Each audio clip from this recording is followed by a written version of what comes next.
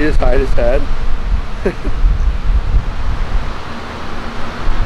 Yeah, we're talking about our new buddy. Look at him. He's scared shitless. What we got going today? Do you know what we're doing today? No? So, we got our patio. This is probably gonna be loud as heck right here. We got our patio all dug in yesterday. We got our wall put in, and then we're basing it out, and then it started absolutely downpouring on us. We went for a little bit in the rain until it was just too muddy. And then this morning it kept raining and raining and raining, so we got a little bit of a later start this morning because of all the rain.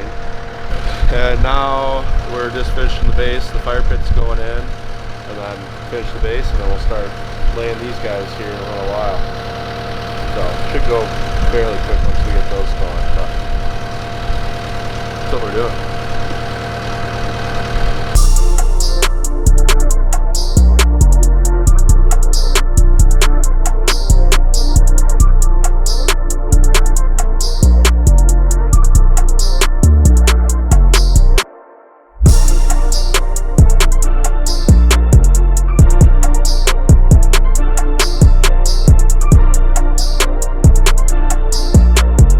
Where I went too straight up and down there, it didn't make it.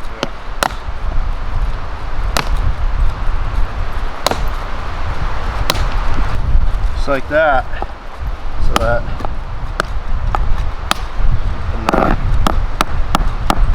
and see where you can kind of see like every time I went? Yeah. I just kind of take that at like an angle.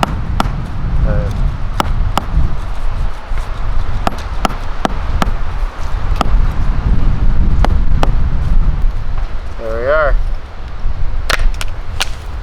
Just like that. And now when we poly sand, you won't see a perfectly cut edge. You'll see a rough edge like that, you know? Yeah.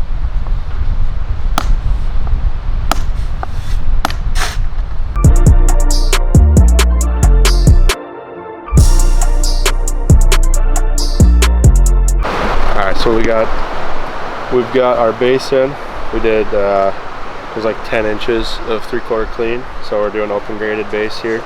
And now we've got our chip stone in, and then now we just have to start laying these slabs. So as we lay these slabs, it's natural stone, so there's variances between like 2-inch slabs, and this is the thickness of them is what I'm saying, so 2-inch to like 3-inch. So normally on a traditional paver patio, we would screed our bedding layer perfectly level and like set our grade, so make sure everything's perfect. And we just start laying our pavers because each paver is the same size, same thickness.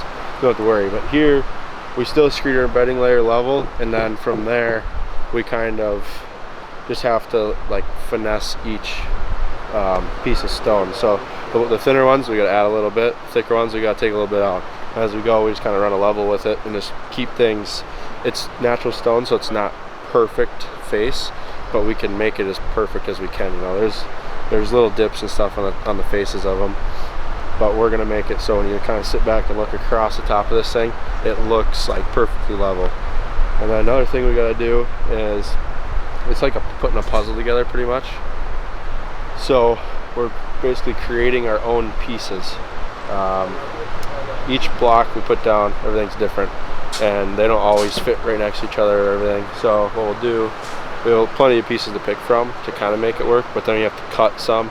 But then when you make a cut, it's natural stone, so we don't want to leave those cut marks. So then we go through and we chisel off each portion, which we'll show some clips of us chiseling and how we cut and everything here. But yeah, it's pretty tedious work, but it's going to turn out amazing. So.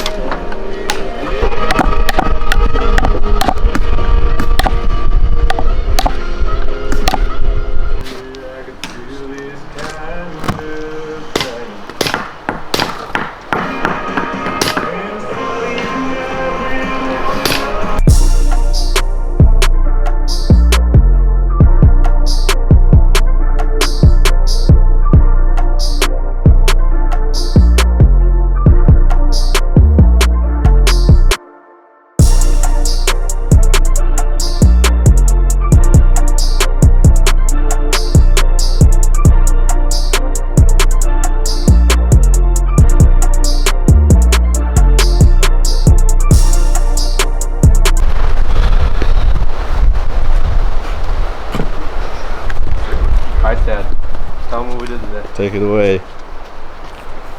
Tell them what we did today, Ted. I was thinking about something I couldn't think of. You don't have to think, We just didn't do tell anything them. today? So we cut some. Yeah, say what we did. No, we did that yesterday.